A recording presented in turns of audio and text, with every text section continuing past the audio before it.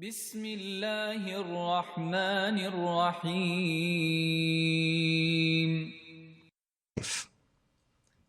At the completion of 40 years of his life, as we know that when he reached, and you can see the perfection, he wasn't so tall, he wasn't so short, he wasn't so dark, he wasn't so white, his hair wasn't so straight, his hair wasn't so curly. Yani, there was this perfection, there was this moderation and middle ground in everything that the Prophet was blessed with. And when was he chosen as a messenger? Not when he was 5 years old, not when he's 80 years old. Right in the middle of the prime of his youth. حتى إذا بلغ أشده وبلغ 40 سنة. When he reached his prime, we reached the age of 40. And at that time he said, I started to see dreams, and the dreams would come like they are clear as day. I would see the dream and then the same thing would happen clear as day. And he was taking seclusion in the cave of Hira. And he was in seclusion and meditation when the angel Gabriel came to him and the revelation came to him. This was in the completion of 40 years of his age.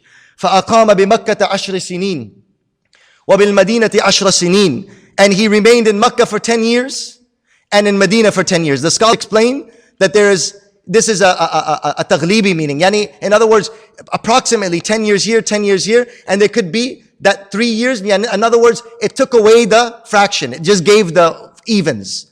10 years, approximately in Makkah, and 10 years approximately in Medina.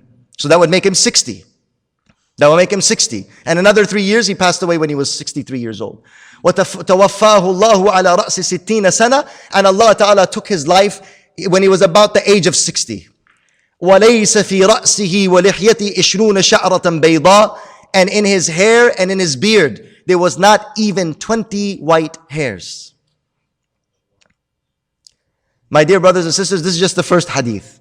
But look at the perfection and look at the detail with how much the companions and the disciples of the messenger followed the messenger. And look at the detail that the companions of the messenger, they admired the messenger, as if a lover is describing his beloved. وحدثنا حميد بن مسعدة البصري حدثنا عبد الوهاب الثقفي عن حميد عن أنس بن مالك قال كان رسول الله صلى الله عليه وسلم ربعة. At another instance, Anas ibn Malik, he also narrates that the messenger of Allah was medium height. ليس بالطويل ولا بالقصير. He wasn't too tall, he wasn't too short. حسن الجسم. He had a beautiful body. وكان شعره ليس بجعد ولا سبط. And his hair was not too straight and not too curly. Very similar. But each narration, it has a little bit of a variation. And why these have different variations? Because these are at different junctures.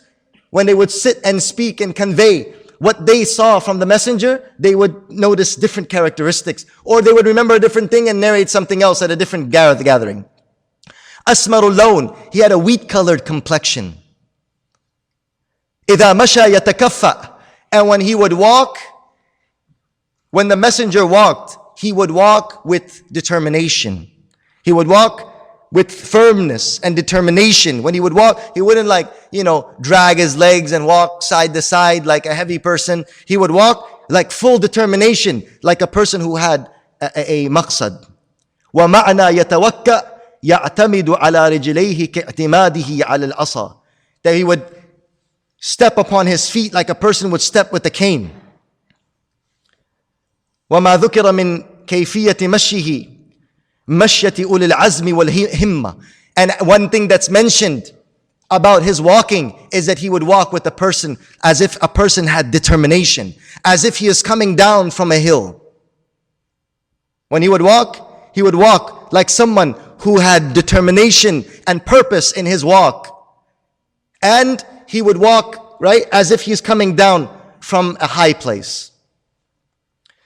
The third narration, حدثنا محمد بن بشار يعني العبدي حدثنا محمد بن جعفر حدثنا شعبة عن أبي إسحاق قال سمعت البراء بن عازب يقول كان رسول الله صلى الله عليه وسلم رجلا مربوعا. Bara ibn Azib. Here's another disciple. Bara ibn Azib was one of the companions of the messenger who was with the messenger on many occasions and stayed with him and lived with him and fought with him. كان رجلا مربوعا. He was a medium height man. بعيد ما بين المنكبين. He had broad shoulders. Yani the messenger of Allah, he had the body, we call this in Urdu and Farsi, kitabi chehra. Kitabi chehra. Kitabi chehra, yani he had like a model face and a model body. Like the body of the face of a model, the body of a model. Yeah, not these models. I'm talking about yani model. Model in a sense like the exemplar body that you would imagine. Wide, broad shoulders. عظيم الجمة إلى شحمتي أذنيه. And his hair would flow down to the middle of his neck, between his shoulders and his earlobes. His hair would flow back between his earlobes and his shoulders. عليه حلة حمراء. And I saw the messenger of Allah wearing a red cloak, red crimson clothes. كما رأيت وما رأيت شيئا قط أحسن منه. And wallahi, I've not seen anything more beautiful than the messenger of Allah. Imagine flowing hair, right, past his earlobes, before they touch the shoulders, wearing a red cloak, beautiful. He said, wallahi, I've not seen anything more beautiful than that, what I saw the messenger of Allah. Tall, handsome man, broad shoulders, with beautiful flowing hair, and wearing a red cloak. Many of the depictions of Christ are like that, whereas nowhere in the Bible it says that he wore a red cloak. That was an interesting thing. Nowhere it says that he wore, except when the soldiers, before the crucifixion, as is depicted of him, they say that they put a crimson cloak and threw a crimson cloak on him, and they put the crown of thorns on his head and said, "You're the king of the Jews now." That was not something that he wore as honor. It was thrown upon him as a mockery, wal-iyadhu billah, which we do not believe in as Muslims. But I'm talking about depictions. Where do these depictions come from? Because they're not mentioned in Christian traditions. If I'm wrong, somebody can correct me. I was just looking at some of these things, but I didn't find it. Maybe I'm wrong, so if anybody can correct me after or before, if you have anything which mentions that, about the specific, where this European type, or where this type of image of or depiction of Jesus came from, that Michelangelo and Leonardo da Vinci concocted. I don't know where this depiction came from, because he was a Semite. He was more of an Arab than he looked like a European man or an Italian. Exactly. He was Jesus of Nazareth, right? He was a Nazarene, born in Bethlehem, in Baytul Laham. ما رأيت شيئا قط أحسن منه. I have not seen anything more beautiful than him. وقال حدثنا محمود بن غيلان قال حدثنا وكيع حدثنا سفيان عن ابي اسحاق عن البراء بن عازب قال ما رأيت من ذي لمة في حلة حمراء أحسن من رسول الله صلى الله عليه وآله وسلم له شعر يضرب منكبيه بعيد ما بين المنكبين لم يكن بالقصير ولا بالطويل. And you can see Barra ibn Azib gives a similar description. So each one of these descriptions is of a different disciple. And he mentions at a different occasion, he said it like this. And all of them are very similar. But look at the exactitude of how this has been narrated throughout the centuries, passed down in specific wording. And they will make sure that the wording is not messed up in any way. And if anybody messes up the words or mixes them up, then we consider that narrator unreliable. And nobody will take then the narration from that person.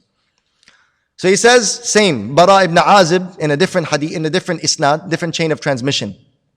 ما رأيت من ذي لمة. I have not seen anyone with flowing long hair in a red clothing, beautiful crimson clothing, أحسن من رسول الله صلى الله عليه وسلم. More beautiful than the messenger of Allah. May Allah's peace and blessings be upon him. له شعر يضرب منكبيه. And he had hair that would flow down to his shoulders. بعيد ما بين المنكبين. And he had wide shoulders. لم يكن بالقصير ولا بالطويل. And he wasn't extremely tall or extremely short. In another narration, حدثنا محمد بن إسماعيل حدثنا أبو نعيم حدثنا المسعودي عن عثمان بن مسلم بن هرمز عن نافع بن جبير بن مطعم عن علي بن أبي طالب رضي الله عنه قال. And this hadith is narrated by Ali ibn Abi Talib, the son-in-law of the messenger, Abu al-Hasanain, the husband of Fatimah al-Zahra radiyallahu anha wa ardaha. He says, لم يكن النبي صلى الله عليه وسلم بالطويل ولا بالقصير. The messenger of Allah was not too tall, he was not too short. شثن الكفين والقدمين. شثن الكفين والقدمين. His hands and feet he had thick hands and feet. He had thick hands and feet. ضخم الرأس, he had a large head.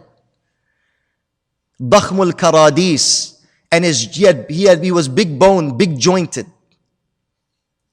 طويل المسربة, and he had a line of hair that will go from his chest to his belly button like this. It was a thin hair that will go, and we know that the Arabs, they used to wear ihram. Many people seen ihram, right?